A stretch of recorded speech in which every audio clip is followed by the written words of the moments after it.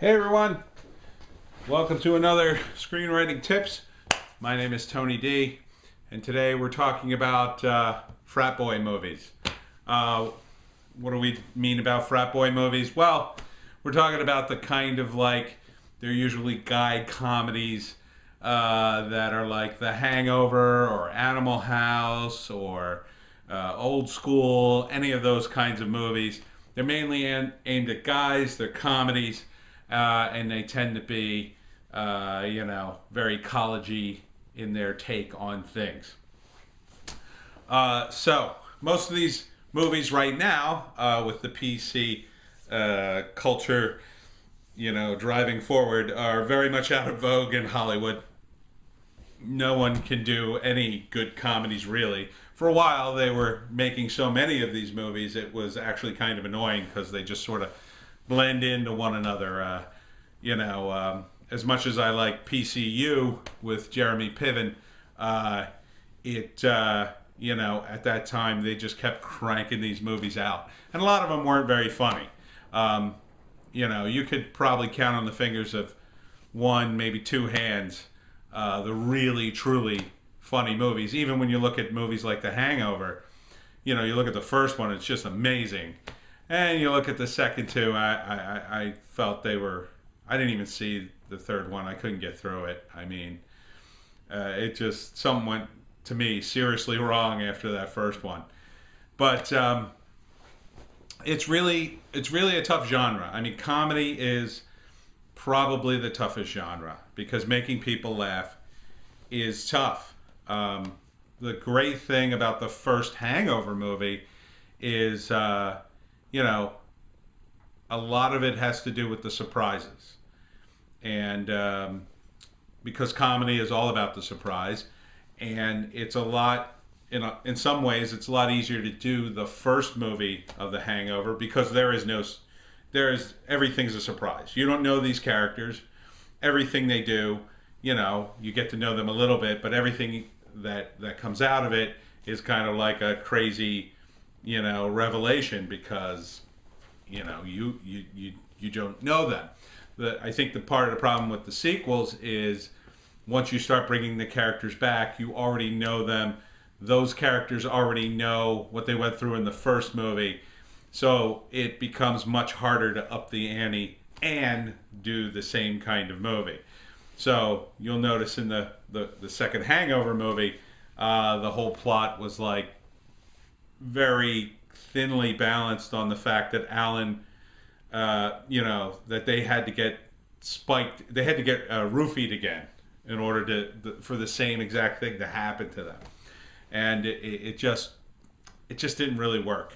I felt that Alan's character in the first movie was really likable and kind of a fun guy, and then in the sequels, I think they made him a little too mean and uncaring, and he wasn't the fun guy. I liked Alan in the first movie because he really wanted to be like Bradley Cooper. And, he kind of had this sort of bromance going on with him where he admired him and wanted to emulate him because his life was kind of like all, messed up. And Alan wasn't in their group and kind of got forced in because of his brother getting married. I think the problem with the second movie too is, the brother ended up not being in the group, and it seemed to me that the setup in the first movie was the brother really was in that group of friends. And it would have made sense to me that the actor playing the brother now was in the group in the sequel. But because of the way Hollywood works, that actor wasn't nearly as famous as Bradley Cooper, Zach Galifianakis, Ed Helms, so they wrote it in such a way that he wasn't going to be there. But that's part of the problem with big movies like that. Anyhow, if you're going to write one of these movies, what should you do? The first thing you need is a little bit of course, research on this. You got to do your research and watch some of the good versions of these movies, the ones I just mentioned, and see what's out there, see what's already been done. They've done these sort of road trip movies. They did The Hangover. They've done like a million college movies. So you have to create a different scenario. I had to write one for a client, and this is a typical plot, but I did the party, the movie centered around a big party that the guys were having. A Superbad kind of falls into that category because that was about a party, and there was a couple of movies like that. It kind of depends on the age of the characters too, but they're going to skew young. I mean, it's probably either going to be high school all the way up to, you know, the guy's age in The Hangover, which is like, you know, out of college, but probably, you know, a little older than that. The guys in old school were about that age, you know. So Wedding Crashers might be included in that sort of movie list. You need a situation where the characters are going to party. One of the classic ones from the 80s was the Tom Hanks bachelor party movie, which was, you know, it was all about a bachelor party. So it was The Hangover, technically. So you need a situation like that. You need a party or an event that the characters are going to go to. College opens it up to partying, obviously, now, because that's what college has become, mostly thanks to Animal House, I think, but partly due to the culture that, you know, developed from the frats. You know, one of the things you would have to address if you wrote one of these movies now would be the fact that, well, first, nobody in Hollywood wants to make these movies anymore. Right now, they're just considered verboten. Two, you have the problem with college fraternities. They're constantly under attack now. You hear about college fraternities getting shut down all the time, and there's a very negative vibe towards fraternities. It's just the you know, so many people have died of alcohol poisoning and hazing and all that kind of stuff, and you know, there's no other side of that coin in the media, and the reality is most fraternities aren't, you know, party animals. Those guys do, you know, a lot of them are they're fraternities for specific occupations and majors, specific ethnic groups or religions, or you know, they do a lot of charity work, and they're just networks of guys who, you know, and for women sororities that, you know, they do have parties. They're college kids, but you know, the fraternities are so under scrutiny. It's just something you need to consider now, unfortunately. But the upside of that is that heightens the stakes if you do a college comedy, because the fact that these people are constantly under scrutiny makes it even riskier that they're going to have a big toga party and do crazy things like the characters in Animal House. That makes it a bigger risk than normal. Plus, you're going to have all these PC students, you know, keep an eye out, all these sort of prudish millennial types who want to shut the party down. But back in the 80s, it was all about party, party, party. And so in the first act, you're going to introduce the characters. You got to make them likable, because, like I said, that was a big factor in Hangover 1 versus 2 and 3. Alan became a lot less likable to me after that first movie. The first movie, you know, you feel bad for Alan. He doesn't fit in, and he really wants to fit in with the guys, and he's trying, and it's not really working. And then, you know, later he fits in, and then they find out, spoiler, that he roofied them because he wanted to fit in. And that all makes sense within the context of that first movie, so it works out great. So you need likable characters, guys that we could root for, and their event, whatever it is, whether it's a bachelor party, whether it's going to be some college thing, whether it's just going to be a big high school graduation party. In the case of something like Superbad, you need those sorts of events going on. A lot of times these characters are trying to get with girls. That's a big factor in the movie. There's always a love interest.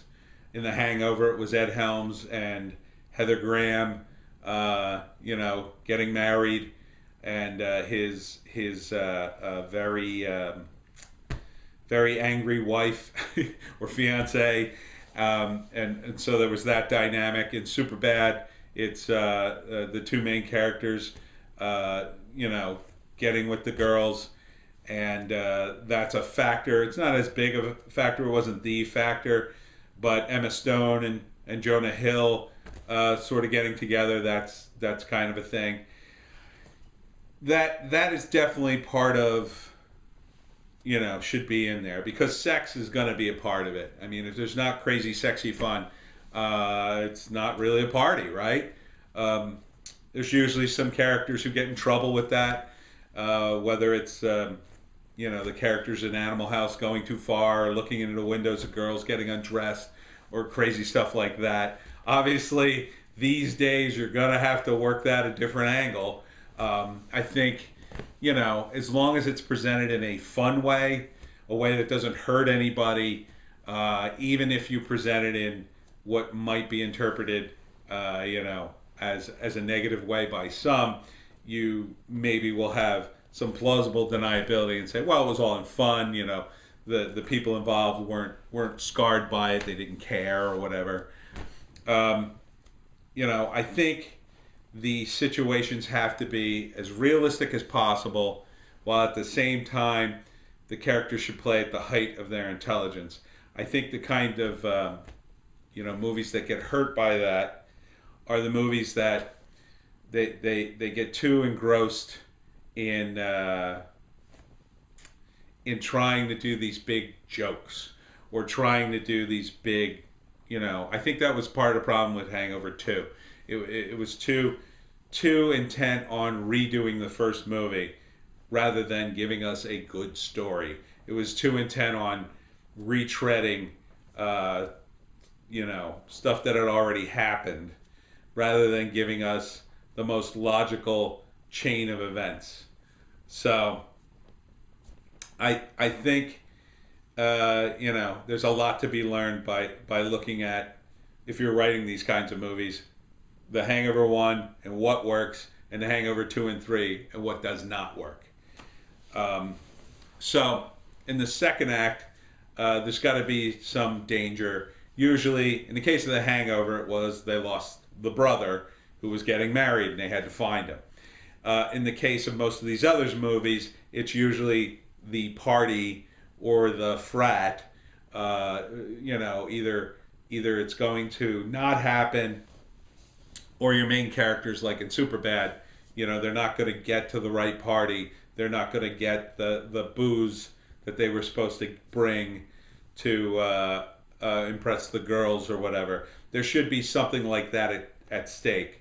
So typically in these movies, it's a low stakes game. It's about reputation, or getting laid, or getting through college, something like that, something along those lines, or getting in trouble with the wives and girlfriends, as the case in The Hangover and things like Old School. It's that kind of thing, or getting fired in the case of Old School. So you need pretty low stakes, but that's a good thing for comedy. It's more fun. They can be more realistic stakes that people can agree to. There was a movie called Road Trip, and that was pretty low stakes, movie. Nobody was going to die in these movies because they're comedies, and because it's just not the tone. There's no real chance of death in one of these movies for one of the main characters. So don't raise the stakes too much. You got to try not to involve things like the cops too much. In Superbad, they were able to make that work because they had Bill Hader and Seth Rogen as two young cops who kind of just barely were older than the characters, really, and That was fun because they end up sort of being more human than your average cops, and they end up hanging out with McLovin and you know doing all that fun stuff. So you need low stakes stuff like that. If the cops had really been hard asses in that movie, wouldn't have been nearly as much fun. So we see the humanity in these characters. We see the fun a lot of times, and even the cops. As much as they wreck their police car or whatever, there wasn't really a danger of those guys getting fired even, because in the end they're cops and they just manage to smooth it all out. You never see it, but that's what would happen. So the second act of a movie like this, you've got the danger of the party or the being shut down. You had the danger of maybe in that Hangover them not finding the groom in time. See, it wasn't that he really got kidnapped. See, that would have been unrealistic in the first movie. In the first movie, if you haven't seen The Hangover, definitely go see it and stop the video. But in The Hangover, they think, I believe his name's Phil, they think Phil got kidnapped. But it turns out it's another Phil, right? And that makes sense because we all know what happens at the end of that movie, and he was never really in any kind of real danger throughout the whole movie. And that makes sense because these were just guys who went to Vegas to have a bachelor party.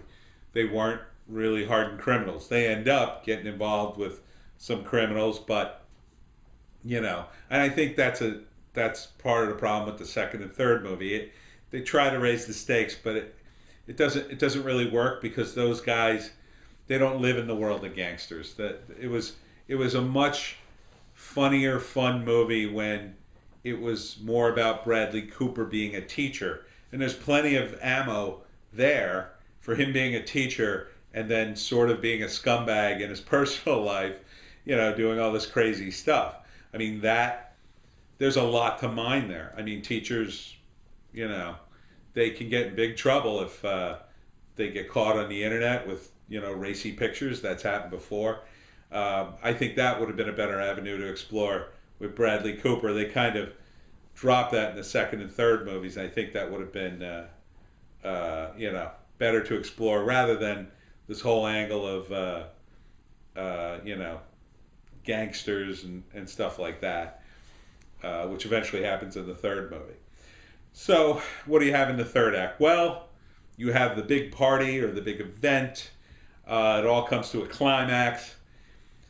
The heightening in these movies has to be funny, but it tends to be guy funny. So it tends to be gross out. It tends to be hot, sexy girls running around.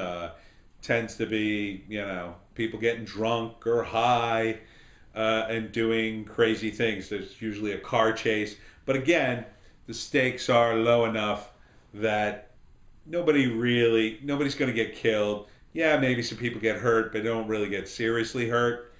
So you want to keep it light and funny. Maybe, with Animal House, they walked a really fine line, at part of the end there, because even throughout the movie, there was a little bit of, race relations from that era. There was a little hint of Vietnam, and things were mentioned historically that kind of went with that era that were a little dark, but it worked in the context of the movie because ultimately these were just a bunch of knucklehead guys, and by the end it was so unrealistic. But at the very end of a comedy, if you really want to push it off a cliff, you could start to get crazy unrealistic, but you want to hold it all the way to the very end of the third act before you do something super crazy like that. I think if you do it too early, it can undermine the reality of the film. They probably could have did a sequel to Animal House. They did a TV series. It didn't really work out, but it wouldn't have been the same. I think a lot of these movies ideally are one-shot comedies, and that's about all you can get out of them because like I said, the surprise is going to be these characters are new. You don't know anything about them, and you discover stuff on the way. When you see them again, you've already kind of discovered all the major things about them. You've kind of already, you know, it's really hard to discover even bigger things that are going to be bigger and funnier. So even if even if the Hangover 2, that's part of the reason I think the married brother could have been in Hangover 2 and it would have been a better movie because we didn't know as much about him as the other characters. And you could have revealed stuff about him that would have all been new. His reactions to things would have all been new. So him being in the group, even though the other three guys in the movie were big stars, that really would have helped the movie, in my opinion. You know, but again, they just go with the bigger stars. So, I mean, don't worry so much about that kind of stuff. You should be lucky if you get any movie made, much less a sequel. But if you're going to do one of these movies, you know, just understand it's a really rough time to sell one. It's not a very sellable project at this point. Maybe you could sell it to you know, someone who's looking to revive that sort of subgenre of frat house movies, whatever you want to call them, gross out movies, guy movies. You know, and I would definitely think low budget. It would definitely. I mean, more often than not, you want to write low budget, and so you want to keep things to a minimum. Since the stakes are low, the big revelations and the big moments should come out of the comedy, which is in some ways a lot harder. I mean, if you're not funny and you don't build the comedy right, it could fall flat. And even if you do, it can fall flat if you have the wrong actors. So it is a tough genre. But I would say, you know, stay away from car chases, stay away from special effects, stay away from big set pieces like that, and concentrate on the characters, the comedy, you know, and go for it. Don't pull your punches just because there's a bunch of PC nonsense going on right now. Because at some point that wheel will turn and that will change. And you know, movies like The Hangover and like Animal House, they're going to come back in vogue in some way. May not be exactly the same way, but some version of comedy will come back, and people will be ready to laugh again. And guys like a good sort of frat house, gross out movie with sexy chicks showing their boobs and crazy parties going on. I mean, you know, who doesn't like those movies? A lot of guys like them. So, you know, they may not be in theaters anymore. It may be more of a Netflix thing. But, you know, there's definitely a market for those kinds of movies. So you don't have to give up on them, but, you know, be realistic about it. You're not going to sell that movie to big Hollywood anytime soon. So keep the budget low and follow the 3-act formula and really work on your comedy is my best advice. I mean, as long as it's funny, as long as it's fun, you know, you really can't go wrong. Let the naysayers say negative things, but as long as you're funny, you know, it's going to be okay. I'm Tony D. That's Screenwriting Tips for this time. I'll see you next time.